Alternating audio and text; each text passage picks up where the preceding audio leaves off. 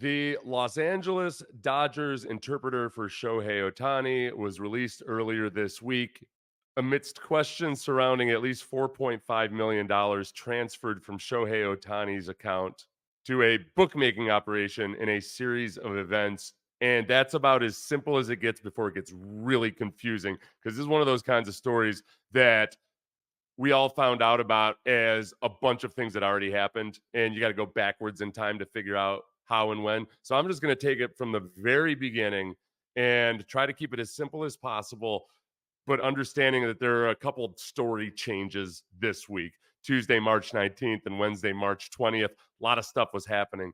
Goes back to 2018 when Shohei Ohtani comes to America. He's paired with Ippei Mitsuhara, his interpreter, and those two not only develop a professional relationship, but become very close friends. And aside from Mitsuhara being there for Shohei, with all types of baseball activities, doing his interviews, all of that, they're together a lot. One teammate of Ohtani described it more of a brotherhood than a friendship. So very, very tight, these two. Mitsuhara, according to Tisha Thompson, whose article in ESPN I'm using heavily here. I'll try to quote her when I remember, but most of the quotes come from Tisha Thompson, ESPN.com. I'll link that below. But, quote, the two are rarely separated. Mitsuhara runs errands for the pitcher, carries his water bottle, and is so ever present that an Ohtani teammate once referred to the duo as having a brotherhood that goes beyond friendship. Mitsuhara was employed by the Angels when Ohtani was an Angels player. Ohtani gets that $700 million contract, goes to the Dodgers, and he's employed by the Dodgers, making about $300,000 to $500,000 annually since he's been here. So we fast forward to 2021, 3 years since he started working with Shohei Ohtani. And Mitsuhara said that in 2021, he met this bookkeeper, Matt Bowyer, at a San Diego poker game and started betting with him on credit later that year. Mitsuhara began placing bets with Bowyer's operation on credit for international soccer, the NBA, the NFL, and college football. Remember, sports gambling is not legal in California. So with a legal book, you can't bet on credit. With a bookie, have at it. What's the worst that could happen? And somewhere between 2021 and now, the feds had continued or started an investigation into this Matthew Bowyer and all of his operations. So on into 2022, Mitsuhara continues placing bets with Matt Bowyer. Sources close to the gambling operation, this is Tisha Thompson again, told ESPN that Bowyer dealt directly with Mitsuhara, who placed bets on international soccer matches and other sports, but not baseball. Very, very important. Bowyer's attorney, Diane Bass, told ESPN Mr. Bauer never met or spoke with Shohei Ohtani. She declined to answer any other questions. And it's also key, as I think you're probably picking up on, that so far nobody's mentioned anything about gambling on baseball, which is the cardinal sin, obviously. There's lots of issues with dealing with an illegal gambling entity because it just opens up the door to extortion and what have you, point shaving, all of that. That's neither here nor there. No evidence of that yet. March of 2022. So, March of 2022. This gets a little bit confusing. I guess I have to introduce a new name into the mix. That name is Wayne Nix, former minor league player who was out in 2001, but was investigated and is now facing charges and sentencing on running an illegal bookkeeping operation. And Matt Bowyer is currently being investigated by the same U.S. Attorney's Office, handling a federal money laundering and illegal gambling case in Las Vegas. This is the super interesting part with this Wayne Nix and his association potentially with Matt Bowyer. It's that Nix agreed to plead guilty to conspiring to operate an illegal sports gambling business and filing a false tax return. Okay. But one thing that's relevant here is that several people were connected to this investigation, including an unnamed professional football player, it's not me, an MLB coach, and a baseball analyst. Prosecutor said a sports broadcaster, not me, told Nix that he planned to refinance his home to pay off his gambling debts. So it's not 100% clear that Bowyer and Nix were involved in this same ring, but that seems to be where all the breadcrumbs are leading. In November of 2022, Yasiel Puig was charged with lying to federal law enforcement agents about placing bets with Nix's operation, and that case is still ongoing. So that's all 2022.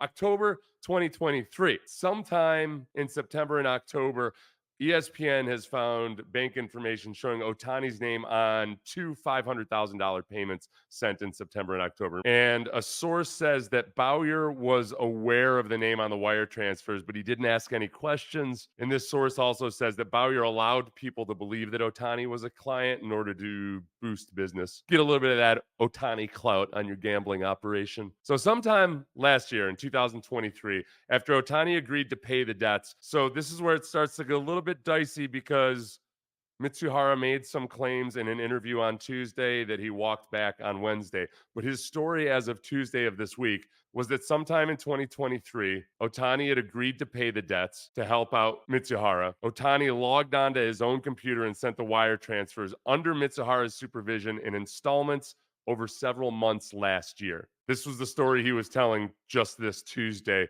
Mitsuhara says that he told Ohtani that he would pay him back. So, October of last year, federal authorities raid Bowyer's home, seizing cash, bank records, other items. They also seized a couple of Breitling watches, nearly a dozen luxury handbags by Louis Vuitton, Chanel, and Hermes. The wire transfer payments were sent from Ohtani's account to an associate of Bowyer's.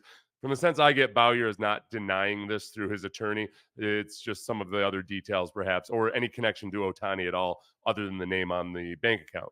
Multiple sources, including Mitsuhara, told ESPN that Ohtani does not gamble and that the funds covered Mitsuhara's losses. This is a lot going on for a guy recovering from Tommy John surgery.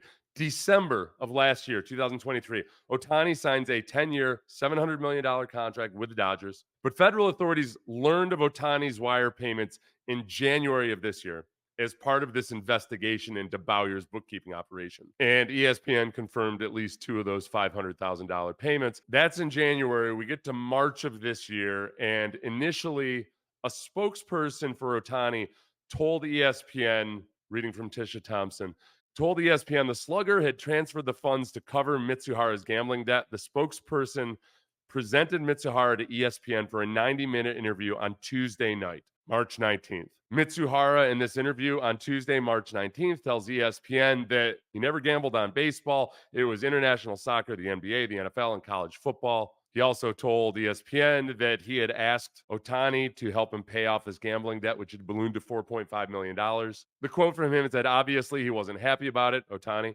and said he would help me out to make sure I never did this again. He decided to pay it off for me. I want everyone to know Shohei had zero involvement in betting. I want people to know I did not know this was illegal. I learned my lesson the hard way. I will never do sports betting again. So that was the interview on Tuesday, March 19th. Wednesday, March 20th. For one, Mitsuhara was seen in the Dodgers dugout during the game. The Dodgers spokesperson said Mitsuhara addressed the clubhouse after the game, told them that a story was coming out and that it was all his fault.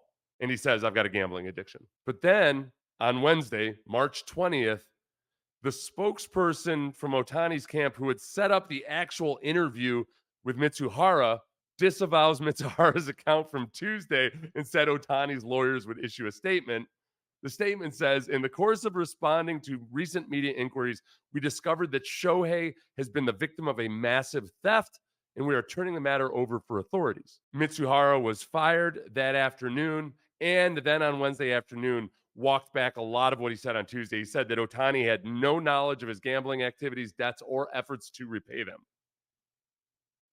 He said that Ohtani had no knowledge of the gambling debts and that Ohtani had not transferred money to the bookmaker's associate. So a million different things could be true right here. I think the things that people are most skeptical about are one, so a lot of valid questions here. And I'll be honest with you, I'm gullible enough to believe almost anybody in this case, but I can see where Shohei Ohtani would be the victim in that the way the relationship has been described with Mitsuhara, the interpreter, it's that they were very, very close. Ohtani trusted Mitsuhara with just about everything.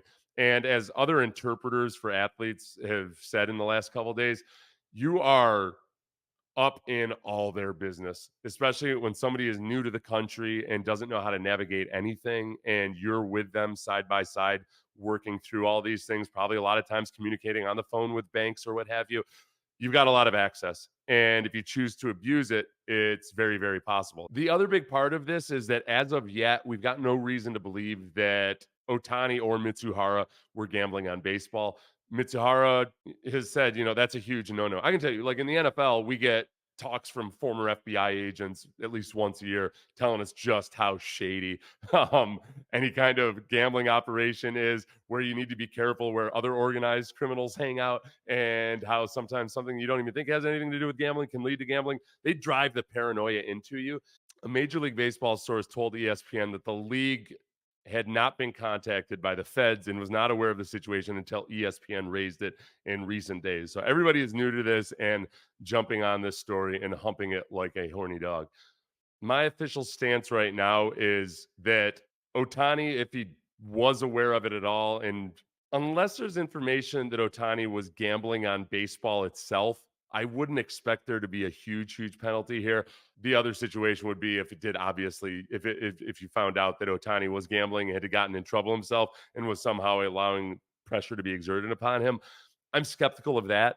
The guy's got a $700 million contract. He can just, as he's demonstrated, he can pay the $4.5 million off. So it's not savory that anybody at all was dealing with an illegal bookmaker. But as of right now, I guess there's not direct evidence that Ohtani was doing the gambling himself. And it's whether or not this interpreter is falling on his sword or was genuinely stealing money from Shohei Ohtani. Let's remember there's a Jaguars employee that just stole $22 million from a corporation, which presumably has more checks and balances than Shohei Ohtani.